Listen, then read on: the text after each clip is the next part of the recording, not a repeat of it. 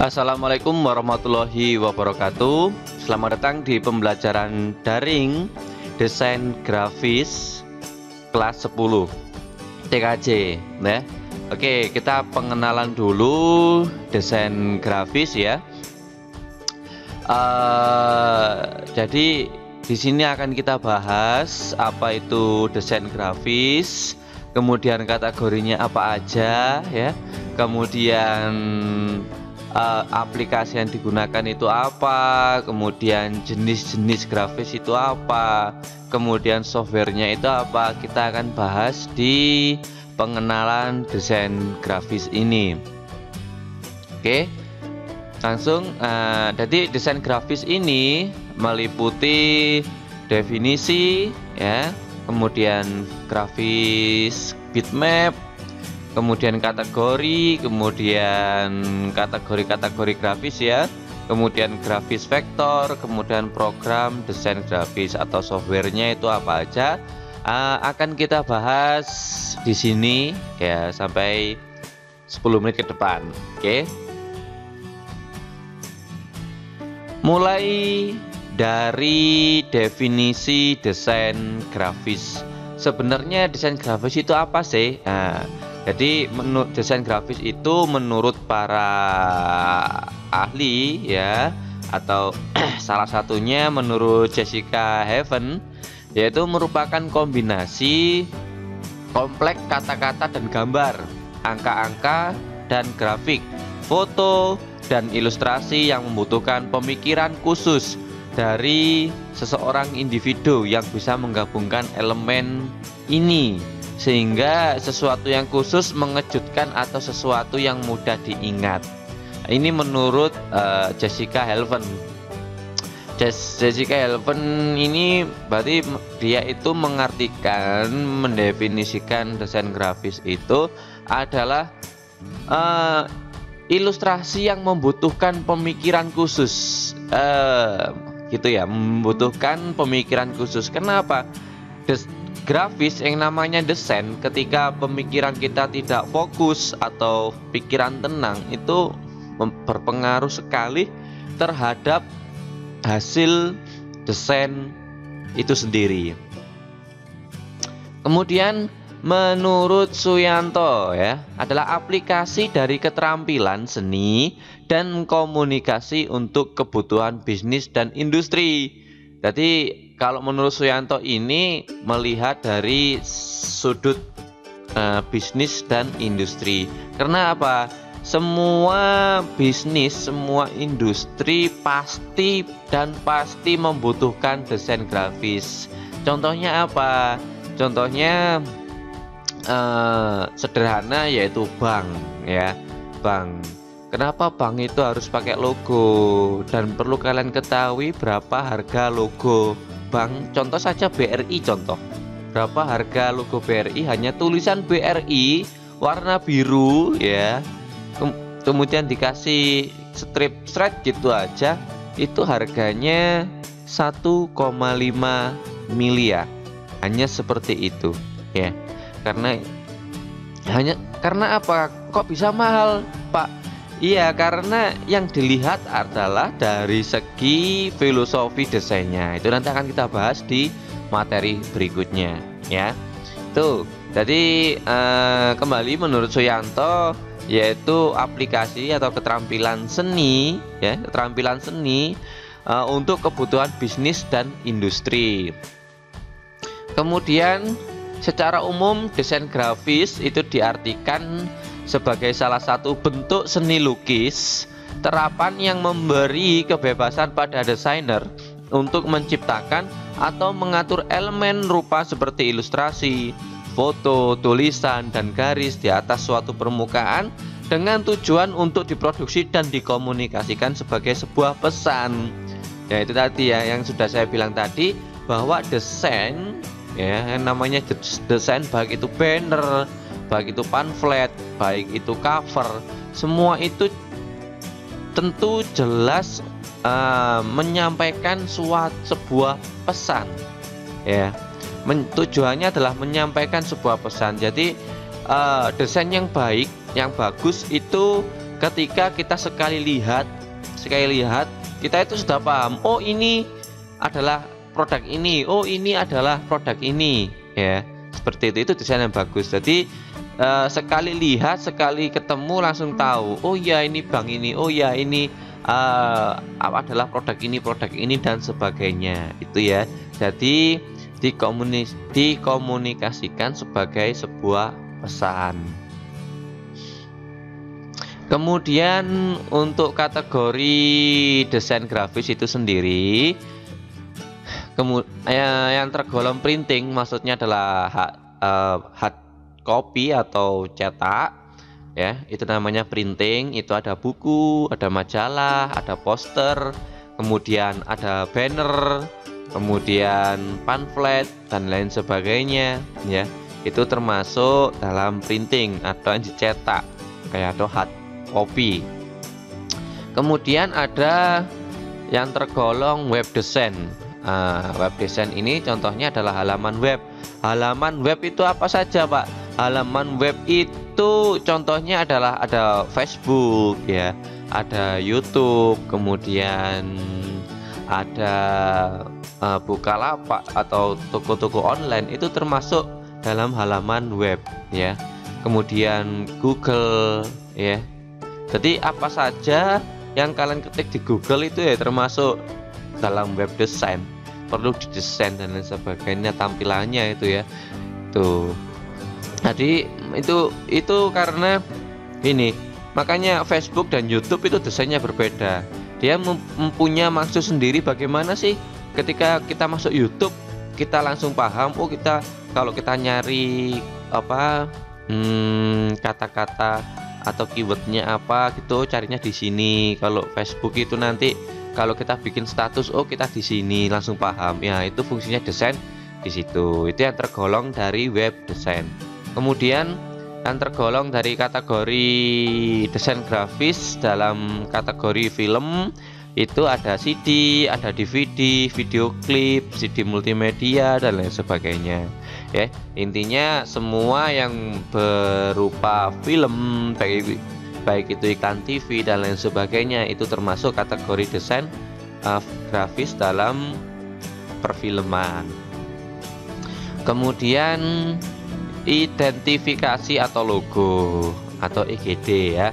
Jadi logo ini sama seperti saya katakan tadi, ya. Jadi logo ini seperti contoh Bank BRI itu, ya. Itu kenapa kok hanya tulisan BRI shred gitu aja, itu harganya sampai miliaran, ya, karena di situ adalah mengandung sebuah pesan.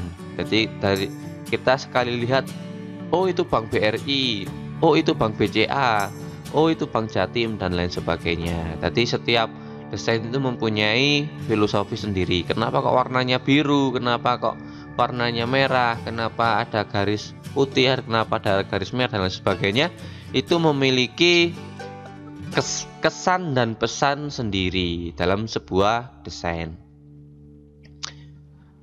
Kemudian ada desain produk. Nah, desain produk ini terletak pada contoh bungkus makanan ringan kalian. Kemudian contoh ini, nah ini mineral, ini termasuk desain produk, ya. Nah, tadi sederhana desainnya hanya seperti ini, ya. Tapi ketika dari jauh, ya, kita pertama kali masuk Indomaret gitu, ya, kita langsung tahu, oh itu mineral, oh itu aqua, oh itu total, kita tahu dari jauh. Nah itu desain produk. Di situ letak fungsi dari desain grafis. Bagaimana ketika orang itu pertama kali lihat langsung paham, ya itu. Kemudian aplikasi-aplikasi apa saja sih yang tergolong dalam desain grafis ini, ya. Yang pertama itu ada aplikasi pengolah tata letak, ya. Jadi ada tata letak itu untuk meletakkan, oh ini di sini, ini cocoknya di sini, ya. Jadi ada Adobe FrameMaker, ada Adobe InDesign, ada Adobe PageMaker, Corel Ventura, ya. Ini untuk membuat bidang bidang kerja. Jadi ya semacam template gitu ya. Jadi ukuran sekian sekian dan lain sebagainya. Kemudian pengolah vektor. Nah, ini nanti kita bahas apa sih grafis vektor itu ya. Nah, aplikasinya untuk pengolah vektor ini ada Adobe Illustrator, ada Bonneva Canvas, ada Corel Draw, kemudian ada Macromedia Freehand gitu. Kemudian pengolah pixel atau bitmap ya. Jadi nama lain dari pengolah pixel adalah bitmap atau raster ya. Ada Adobe Photoshop. Nah, Adobe Photoshop ini nanti yang akan kita gunakan untuk materi desain grafis di kelas 10 ini. Kemudian Corel Photo Paint, Macromedia Express, kemudian Meta Creation Painter, kemudian Meta Creation Live Picture, kemudian Micrograph Picture Publisher, kemudian Microsoft Photo Editor ya. Kemudian ada pengolah video, ada Adobe After Effects, Adobe Premiere, Power Director, Showbiz, kemudian Ulit, kemudian Pinnacle Studio Plus. Itu ya, ini banyak kalau kalian bermain di YouTube, nah, banyak yang menggunakan Adobe After Effects sama Adobe Premiere. Itu kalau kalian main-main di video. Kemudian ada aplikasi pengolah multimedia. Ada Macromedia Director, Macromedia Flash, Multimedia Builder. Aplikasi pengolah multimedia ini aplikasi yang digunakan untuk contoh aplikasi media pembelajaran ya. Ketika nanti diklik itu nanti muncul apa ya, sama seperti ketika membuat aplikasi atau permainan di Android itu ya, pengolahan multimedia. Oke ya, kita bahas grafis vektor ya, karena ini penting sekali dalam dunia grafis. Jadi grafis yang pengertian dari grafis vektor ini sendiri yaitu adalah grafis yang tersusun dari unsur garis dan kurva yang disebut vektor ya. Jadi grafis vektor ini grafis yang tersusun dari garis dan kurva. Kelebihan dan kelemahannya, ingat ya, kelebihan dan kelemahannya itu tetap utuh apabila diperbesar. Jadi dia itu tidak pecah gitu kalau diperbesar, kalau di zoom. Kemudian bersifat resolusi independen ya. Kemudian menyimpan gambar sesuai dengan software.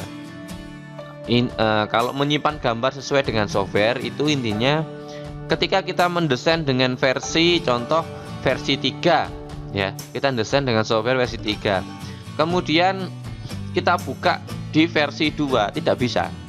Hanya bisa software 3. Begitupun selanjutnya, seperti itu. Kemudian gradasi warna harus diolah sendiri.